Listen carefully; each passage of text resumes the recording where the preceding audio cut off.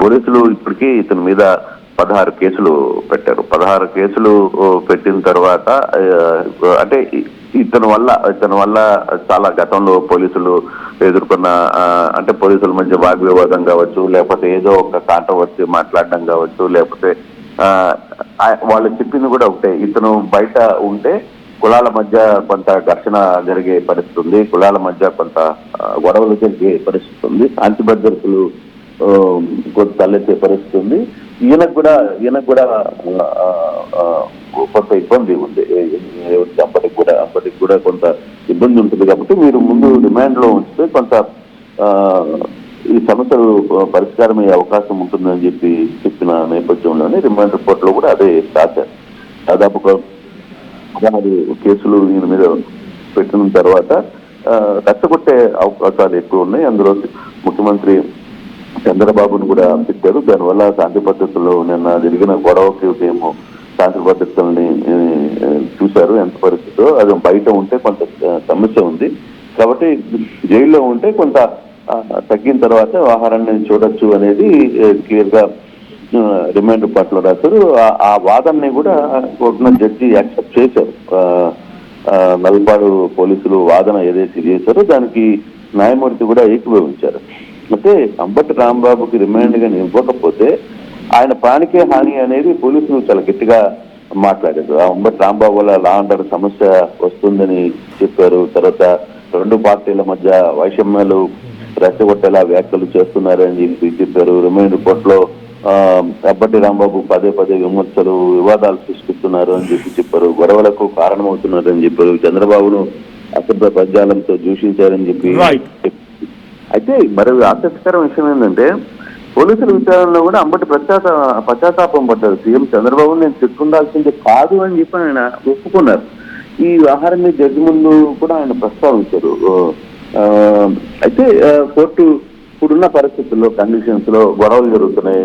2 పార్టీల మధ్య పెద్ద ఎత్తున ఇష్యూ జరిగే అవకాశం ఉంది, 2 కులాల మధ్య ఇష్యూ జరిగే అవకాశం ఉంది అని ఏకీభవించిన న్యాయమూర్తి రిమాండ్ ని విధించారు. ఇప్పుడు ఈరోజు హైకోర్టు దాన్ని ఏ విధంగా తీసుకుంటుంది అనేది చూడాల్సిన పరిస్థితి అయితే ఉంది. Right, thank you Krishnamohan. So మొత్తంగా అంబటి రాంబాబు రిమాండ్కి సంబంధించిన విషయం పైన పూర్తి వివరాలు ఆర్టీవీ అందించే ప్రయత్నం చేస్తోంది. సో రిమాండ్ రిపోర్ట్లో 16 కేసులు ఉన్నాయి. 16 కేసులకు సంబంధించిన విషయాల పైన కూడా ప్రతిసారి ఆయన ప్రభుత్వ పెద్దల్ని లేదంటే పోలీసులు దూషిస్తున్నారు, వరుసగా ఆయన శాంతి భద్రతల విఘాతం కలిగించేటువంటి వ్యాఖ్యలు చేస్తున్నారు. కాబట్టి ఆయనకు రిమాండ్ విధించాలని చెప్పి అటు పబ్లిక్ ప్రాసిక్యూటర్ కోరడంతో నిర్ణయం తీసుకున్నారు. సో మళ్ళీ ఇందాక నేను కృష్ణమోహన్ అడిగినట్టుగా సో ఆయనకి అనారోగ్య బారిన పడ్డారు. ఆయన మెడిసిన్స్ వాడుతున్నారు, 68 సంవత్సరాల వయసు కూడా ఉంది. కాబట్టి నాకు కొంత రిలాక్సేషన్ ఇవ్వండి, నాకు కొన్ని సౌకర్యాలు కల్పించండి అని చెప్పి అడిగినట్టు తెలుస్తోంది. కానీ ఆ సౌకర్యాలకు మొత్తం నిరాకరించారు. మళ్ళీ పిటిషన్ వేస్తారా, హైకోర్టుకు వెళ్తారా, ఏం జరుగుతుందో చూడాలి. మా ప్రతినిధి లైవ్ లో ఉన్నారు. రాజమండ్రి సెంట్రల్ జైలుకి సంబంధించి అంబటి రాంబాబుని తరలించిన తర్వాత రైట్ ప్రకాష్, సిచ్యువేషన్ ఏంటి? రాజమండ్రి సెంట్రల్ జైలు అంబటి రాంబాబుని తరలించారు. ఇప్పుడు వైసీపీ శ్రేణులు ఏం జరగబోతోంది? ఈరోజు వైసీపీ యాక్షన్ ప్లాన్ ఏముండే అవకాశం ఉంది? అంబటి రాంబాబు రిమాండ్ పైన వైసీపీ ఎలా రియాక్ట్ అవ్వచ్చు? మనోజ్, మనకు ప్రధానంగా తెలిసిందే వైసీపీ నేతల అరెస్టులపై రాజమండ్రి సెంటర్ ఆఫ్ అట్రాక్షన్ గా మరొకసారి ఆ సెంటర్ జైలు అయితే మారిందని మనం ప్రధానంగా చెప్పాలి. గతంలో చూసాం. అలాగే మిథున్ రెడ్డి కావచ్చు, వీళ్ళందరూ కూడా లిక్కర్ స్కామ్స్ కేసులో వాళ్ళందరూ కూడా ఇక్కడికి రాజమండ్రి అయితే వచ్చారు. మరొకసారి రాజమండ్రి సెంటర్ జైలుకి ఈ ఏదైతే చంద్రబాబుపై చేసినటువంటి అనిశ్చిత వ్యాఖ్యల నేపథ్యంలోని అలాగే అక్కడ జరిగినటువంటి ఇష్యూ సందర్భంలో మా వైసీపీ నేత మాజీ మంత్రి అంబటి రాంబాబుని అయితే ప్రస్తుతం తెల్లవారుజామున 4:05 రాజమండ్రి సెంట్రల్ జైలుకి గుంటూరు పోలీసులు అయితే అప్పగించినటువంటి పరిస్థితి ప్రధానంగా ఉంది. అక్కడ నుంచి రాత్రి 1 గంట సమయంకే వస్తారని కూడా చెప్పుకొచ్చారు. అలాగే అక్కడ నుంచి నేరుగా రోడ్డు మార్గాన్ని ఆ కాన్వాయ్లో భారీ వాహనాల మధ్య ఆయన అయితే తరలించిన నేపథ్యంలో సరిగ్గా తెల్లవారుజామున 4:05 రాజమండ్రి సెంట్రల్ జైలుకి అయితే ఆయన లోపలికి వెళ్ళినటువంటి పరిస్థితి ఉంది. ఇప్పటికే మనకు ప్రధానంగా తెలిసిందే, ఇప్పటికే అనేక 10కి పైగా ఆయనపై కేసులు ఉన్నాయి. అతన్ని ప్రధానంగా ఇప్పుడు IPC సెక్షన్ 126(2) బై అలాగే 196(1) అలాగే 351(2) 352 అలాగే 292 సెక్షన్ కింద ఇప్పుడు సెక్షన్ల కింద అయితే ప్రస్తుతం ఆయన్ని లోపలికి రిమాండ్ లా ఉంచినట్టుగా రాజమండ్రి తరలించినట్టుగా మనకైతే తెలుసుకొస్తుంది. ప్రస్తుతం అతనికి సంబంధించినటువంటి ఆ స్నేహ బ్లాక్ ఏదైతే ఉందో ప్రస్తుతం అతన్ని కూడా స్నేహ బ్లాక్ లోనే ఆయనకి తరలించినట్టుగా రాజమండ్రి సెంట్రల్ జైల్లో స్నేహ బ్లాక్ ప్రాంతం ఉంటుంది. ఆ యొక్క సెక్షన్ లోనే ప్రస్తుతం దీన్ని కూడా తీసుకుని వెళ్ళారు. అందులోనే ప్రస్తుతం 4-5 నిమిషాలకు వెళ్ళిన తర్వాత లోపలికి వెళ్ళి ఆయన అయితే రిలాక్స్ అయినట్టుగా అయితే మనకు వచ్చినటువంటి సమాచారం. అంటే ఆయన అనేక విధాలుగా ఆరోగ్య రీత్యా అలాగే అనేక విధాలుగా కూడా ఇబ్బందికర పరిస్థితుల్లో నాకు కొన్ని సౌకర్యాలు కల్పించాలని కూడా జైలు అధికారులను కోరినట్టుగా కూడా తెలుసుకొస్తుంది. మరి అదే విషయాన్ని జడ్జి ముందు కూడా తనకు సంబంధించినటువంటి తరపు లాయర్లు కూడా పొందుపరిచారు. ఈ నేపథ్యంలోనే మరి అన్ని సౌకర్యాలు లోపల ఏర్పాటు చేస్తారో కూడా వేచి చూడాలి. కానీ ప్రస్తుతం అయితే ఆ లోపలికి వెళ్ళిన నేపథ్యంలో వైసీపీ నేతలు అవి మొదటి రోజునే ఆయనతో ములాఖత్ అయ్యేందుకు ఇప్పటికే ఆ వైసీపీ జిల్లాకు సంబంధించినటువంటి వైసీపీ నేతలందరూ కూడా సన్నద్ధమవుతున్నారు. అలాగే ఆయనతో ములాఖత్ అయ్యేందుకు ప్రధానంగా ఆ లీగల్ సెల్ అడ్వకేట్ ఎవరైతే ఉన్నారో వైసీపీ లీగల్ సెల్ అడ్వకేట్ దానికి సంబంధించినటువంటి ప్రాసెస్ ఇప్పటి నుంచి కూడా మొదలు పెట్టారని చెప్పాలి. దానికి సంబంధించినటువంటి నెంబర్ అంతా అతను ఏ నెంబర్ లో కేటాయించారు ఇవన్నీ కూడా మరి కొద్దిసేపట్లో అంబటి రాంబాబుకు సంబంధించినటువంటి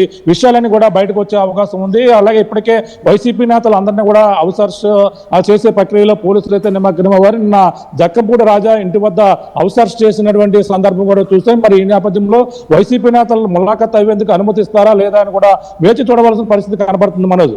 రైట్, థ్యాంక్ యూ ప్రకాష్. మొత్తంగా అంబటి రాంబాబు ఈ రోజు ఆయన రిమాండ్కి తరలించాల్సిన పరిస్థితి ఎందుకు వచ్చింది? అసలు కల్తీ నెయ్యి విషయంలో సిట్ రిపోర్ట్ బయటకు వచ్చింది. ఈ రిపోర్ట్లో నెయ్యి మొత్తం కల్తీయే, పామ్ ఆయిల్ కెమికల్స్ వాడే గతంలో 68 లక్షల కిలోల నెయ్యి అని చెప్పేటువంటి పేరిట పామ్ ఆయిల్ని కెమికల్స్ని వాడు లడ్డూ ప్రసాదాన్ని తయారు చేశారనేటువంటి ఒక రిపోర్ట్ని సిట్ బయటకి ఇచ్చింది. 250 పేజీల రిపోర్ట్.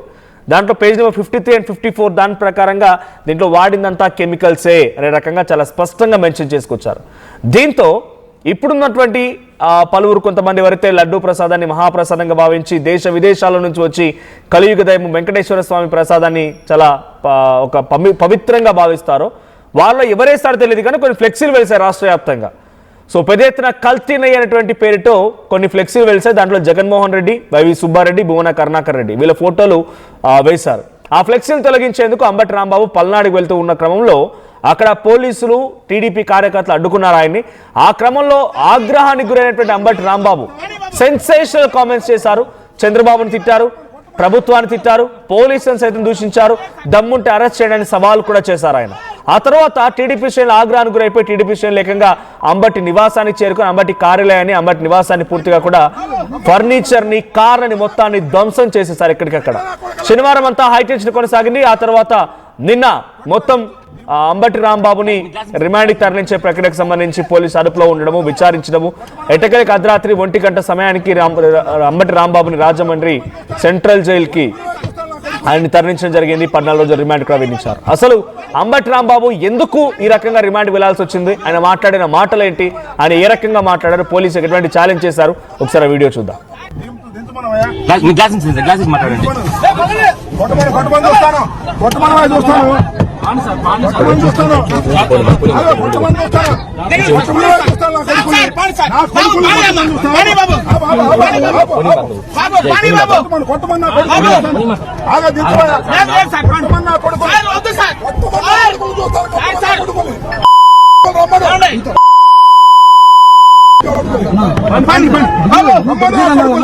రమ్మన్నా కొడుకుని రెండురా నా కొడుకలా రెండురా రెండు కొట్టు నా కొడుకలా రండి కొట్టురా దించు దించు మనమయ్యా మాట్లాడండి కొట్టమని చూస్తాను కొట్టమని చూస్తాను చూస్తాను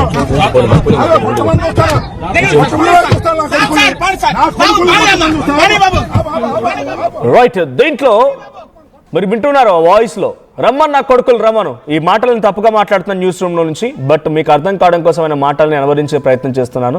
రమ్మన్న కొడుకులు రమ్మను, కొట్టమని దమ్ముంటే, టచ్ చేయమని దమ్ముంటే అని చెప్పి మాట్లాడుతూ ఎదురుగా మరికొన్ని మీడియాలు కూడా ఉన్నాయి. ఆ మీడియా మైక్స్ ముందు ఆయన మాట్లాడుకొచ్చిన మాటలు ఏంటంటే ఎల్ పదం ఉపయోగించి, అమ్మన డాష్ అనేటువంటి పదాలను ఉపయోగించి చంద్రబాబుని, ఆ తర్వాత ప్రభుత్వంలోని కొంత పెద్దల్ని, ఆ తర్వాత పోలీసులను కూడా దూషించారనేటువంటి ఈ వీడియోనే ఇప్పుడు ఇంతటి ఆగ్రహానికి గురైన పరిస్థితికి దారితీసింది. ఏకంగా ఆయన రిమాండ్ ఇవ్వడానికి ఈ వీడియోనే కారణమైంది.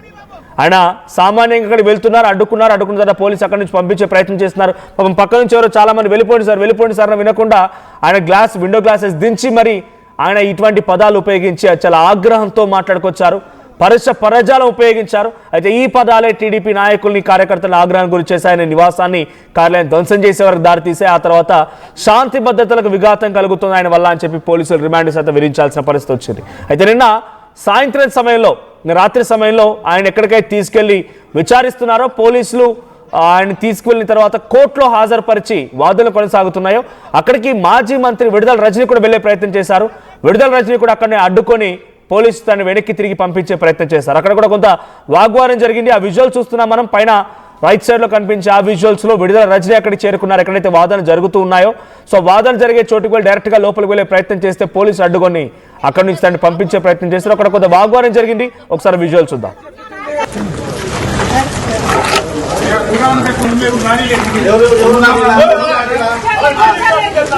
అలా కాదండి, మన ఎవరు ఏం చేస్తారు వాళ్ళు అప్డేషన్ తీసేవాళ్ళ ప్రతిసారి మా కోర్టులోకి రావడం మీరు అప్డేషన్ చేయటం ఏంటి ఇది? అది కాదు సార్, మా కోర్టు ప్రెమిసెస్ లో కోర్టు వారికి చెప్పించండి లేకపోతే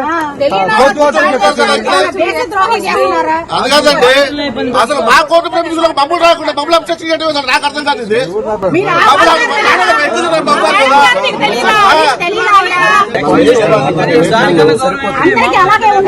నేను జస్ట్ మొహం చూసి వెళ్ళిపోతుంది. అంతా బాధల్లో ఉన్నాడు సీనియర్ నాయకుడు, మేము పనిచేస్తాం కలిసి.